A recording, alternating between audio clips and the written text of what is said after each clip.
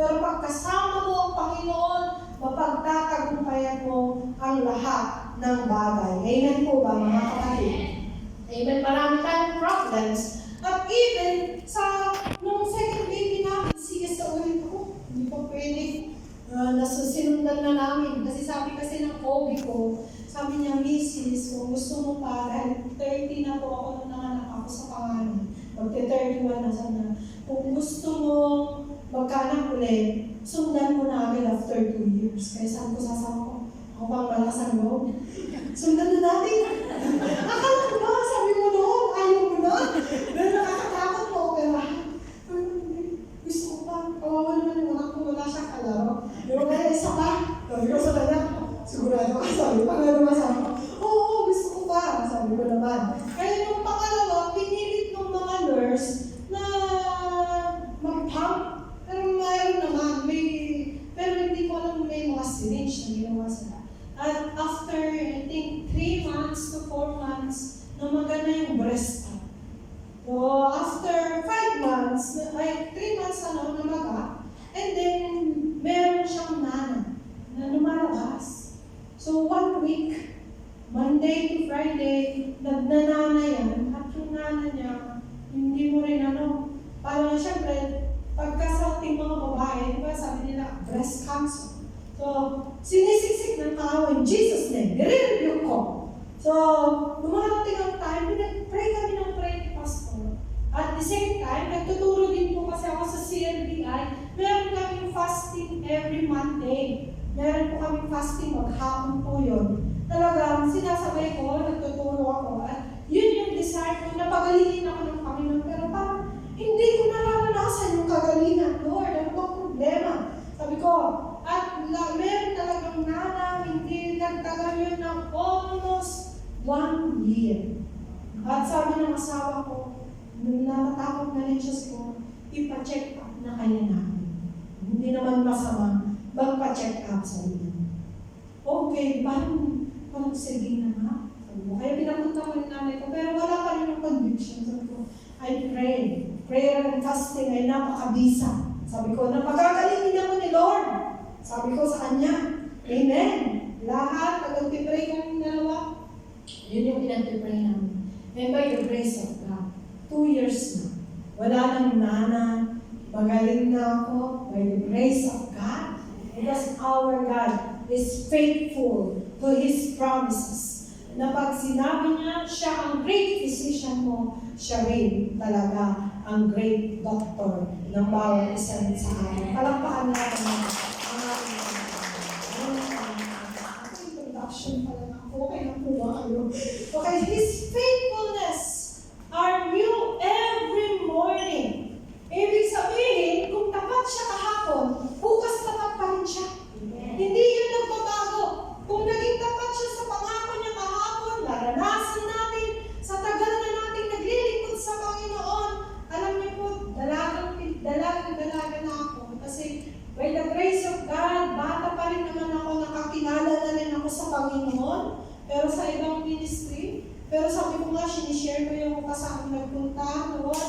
Nung high school naman ako, dahil nag-aral ako sa Catholic school, sa mga taga-Isabela, alam nila yung Lasanet, alam mo ninyo yung school na Lasanet, Catholic school. So, sa umaga, magsisimba ako sa born again, sa hapon, sa Katoliko. Kasi feeling ko, mas malinis ako. Dahil 2 beses ako nag-church. Pero, nung nag-church ako, mayroong preaching si Pastor na pag you cannot serve 2 masters at the same time. Sabi ko, huwag kang namamang ka sa 2 ilog. Wow, ma. Na, dala-dalawa mo pinag-churchan mo. Ako, Lord, ako yun. Tapos, nung nag-college na po ako, ipinagkatiwala ko na kay Lord. Ang sabi ng kapatid ko noon, dahil hindi naman po kami mayaman, mga kapatid, pinayaman lang tayo ni Lord. Kasi ang sino bang meron tayo si Lord, na nagmamay-ari ng lahat. So, sabi ng kapatid ko, hindi kasi kami nakakapag-church pag wala na kaming pamasahe. So sabi niya, ate, may born na rin dyan sa Purok 5. Kasi Purok 3 kami sa lugar yung Bravo. Puntahan mo, try mo. Dinapunta ko ako, eksakto naman. CNCF. So, college na ako, mag-first year college ako. So, pumunta ako doon. At yung preacher, sabi niya, dati nakakilala ka kay Lord. Pero mainit ka malamig, mainit malamig, mainit malamig. Di mo alam kung ano talagang ginagawa mo. Hindi ka seryoso sa paglilingkod mo sa Diyos. Sabi niya. Kaya kung hindi ka pa seryoso, sabi niya, pumunta ka ulit dito sa harap at tanggapin mo ang Panginoon muli sa buhay mo. At dito ka na mag-start na huwag ka nang aalis sa Panginoon. Sabi niya, ako ulit yun ha. Sabi ko na naman. Kaya pumunta ako ulit sa harap. Tinanggap ko si Lord. So yun na yung tinandaanan ko na spiritual birthday ko, January 2005. Kaya I'm 18 years old in the ministry by the grace of God. Palakpakan niyo ako ang ating 18 years old, ibig sabihin, nagbibo na, no? Dalagang dalaga, mga kapatid. So, 18 years old, at by the grace of God, nung napunta na po ako ng CNCF, talagang binigyan na ako ni Lord ng desire na maglingkod sa Kanya. At sabi ko, Pastor, gusto kong sumali sa music team. Ako na rin nagpresenta sa sarili ko. Ano bang pwede kong gawin? Sabi ko sa kanya, may maganda ka bang boses? Ay, ang music team ba magandang boses? Hindi, sabi naman niya. Basta desire mo na maglingkod kay Lord, ipagamit mo ang buhay mo sa Kanya. Sabi niya sa akin, okay, Pastor, desire. At nag-start po ako. Ako yung taga-map sa church, taga-ruot, paligid na di church ni, David di anak na ni Pastor Medi, Robin, siya taga-Robin. Okay lang, dahil ang heart ko, nag-enjoy ko na maglingkod sa Panginoon. At hanggang ngayon, nananatili pa rin. At hindi ko rin lubos maisip na ako ay magiging pastor. Kasi sabi nga ng aking asawa, ang tingin sa pastor, wala akong pera. Kaya sabi ko noon, ayoko ng pastor na mapapangasawa. Gusto ko, sabi ko noon, kaparehas ko ng professional, may pinag-aralan, may magandang trabaho, para magandang buhay. Kasi lingid ko sa inyong kalaman, naging working student po ako para na makapagtapos ng koleyo. Pagka sa break ko, nagkakatulong ako, kasi bago ako nag-college, nag-stop muna ako ng 1 year, pumasok po ako na kasambahay at the age of 16 years old. So na-try ko, alam ko yung puyat ka, nagigisingin ka pa ng amo mo para maglinis lang, o kaya mag-prepare ng kanyang pagkain, mga kapatid. So sabi ko, hindi, mag-aaral ako mabuti, para mabago ang buhay ko. Sabi ko, noon, nakakilala na rin ako sa Panginoon. At the same time, nung nag-aaral po ako sa college, nakita ko din yung provision ng Panginoon. Yung katapatan ni Lord. Kahit nasabi ng pastor, kahit na-exam ko bukas, at sinabi ng pastor, Babili, pumunta ka sa church natin, mag-summit ka, mag-MC ka. Yes, pastor. Paano kaya yung Lord? Hindi pa ako naka-review. Kasi po, scholar din ako ng college para lang free yung tuition fee. Kaya kailangan ko i-maintain yung mataas na grade ko. So, kailangan ko talaga maganda yung nakukuha ko, hindi yung pasang-awala. Kaya, sabi ko, hindi pa ako naka-review. Pero sabi naman ni Pastor, kung dalawa ako sa gawain, seek ye first the kingdom of God. Amen. Pagdating ko ng Monday, nag-rush ako mag-review, sasabihin ng teacher, postpone ang exam. Answered prayer. Sabi ko, hindi pa ako naka-review ng mabuti. At alam ni Lord na inuuna ko yung gawain ng Panginoon. Amen. Amen. Kahit meron pa kami noon practicum, sasabihin ko sa prof ko, Ma'am, mauna na ako, may crusade kami.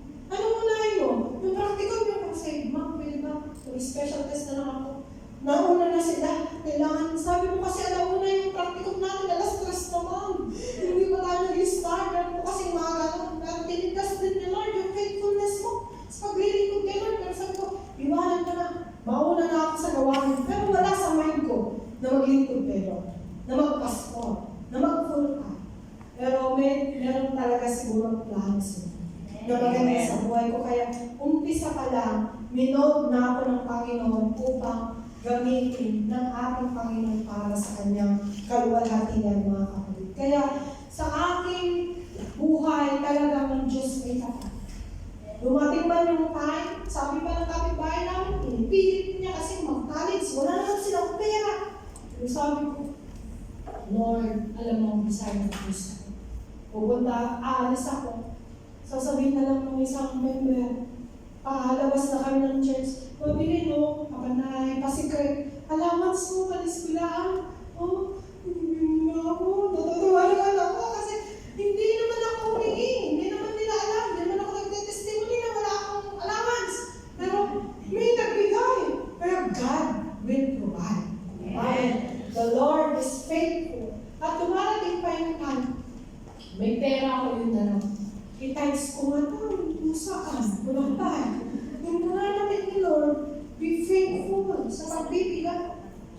I-times mo na, sabi niya sa akin, at papalitan ko yan, sabi niya. So, nag-times na, binigay ko yun para doon kay Lord. Kasi yung exhorter naman kasi ng giving.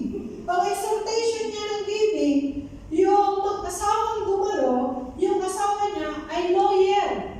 Kasi nag-exhort na ibigay mo ang tithes mo ng buong buo sa Panginoon. At sabi naman niya, ang asawa niya, sige, pag binigay ko at hindi naging totoo yung sinabi ng Panginoon, i-demanda ko siya. Sabi niya, lawyer ay, i-demanda daw niya si Lord, bakit kung hindi totoo? Ano? Ibig sabihin, sabi mo, totoo? Yung pangako mo? Doon ako unang tinas ni Lord at simula naman, mas malaki pa. Ay sabi ko, eto na yung pangako ng Panginoon. Mas malaki pa pala yung ipapalit niya. Tinitignan niya lang kung gaano ka katapat sa paglilingkod mo sa ating pong Panginoon. Amen? His